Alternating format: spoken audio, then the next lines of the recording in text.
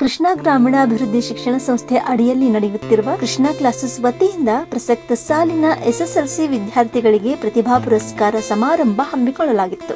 ಇದೇ ಸಂದರ್ಭದಲ್ಲಿ ಸಮಾಜ ಸೇವೆಗೈದ ಎಸ್ಟಿ ಹಿರೇಮಠ್ ಮೆಮೋರಿಯಲ್ ಟ್ರಸ್ಟ್ ಕಾರ್ಯದರ್ಶಿಗಳು ಹಾಗೂ ರೋಟರಿ ಕ್ಲಬ್ನ ಮಾಜಿ ಅಧ್ಯಕ್ಷ ಶ್ರೀ ವಿಜಯ್ ಕುಮಾರ್ ಹಿರೇಮಠ್, ಕೆನರಾ ಬ್ಯಾಂಕ್ ಸಿಬ್ಬಂದಿಗಳಾದ ಶ್ರೀ ಹನುಮೇಶ್ ಮಹಾದೇವಪ್ಪ ಗಂಗಾರಾಹೋತರ್ ಇವರಿಗೆ ಸಮಾಜ ಸೇವಾ ರತ್ನ ಪ್ರಶಸ್ತಿ ನೀಡಲಾಯಿತು.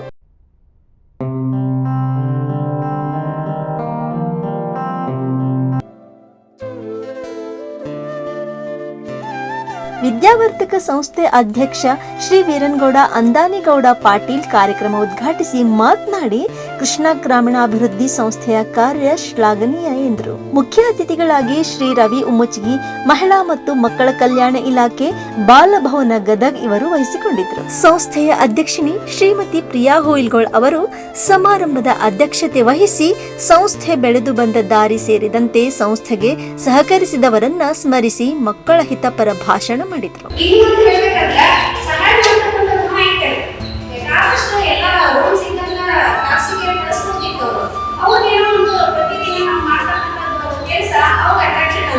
ಈ ಸಂದರ್ಭದಲ್ಲಿ ವಿದ್ಯಾದಾನ ಸಮಿತಿ ಸಿಇಒ ಪ್ರಭು ಕಡಿವಾಳ್, ಸಂಸ್ಥೆಯ ಕಾರ್ಯದರ್ಶಿ ಪ್ರಶಾಂತ್ ಹುಯಿಲ್ಗೋಳ್ ಸೇರಿದಂತೆ 12ಕ್ಕೂ ಹೆಚ್ಚು ಮಕ್ಕಳು ಪ್ರತಿಭಾ ಪುರಸ್ಕಾರ ಸ್ವೀಕರಿಸಿದ್ರು. ಎಂದಿನಂತೆ ಪ್ರತಿನಿತ್ಯದ ಮಕ್ಕಳು ಉಪಸ್ಥಿತರಿದ್ದರು.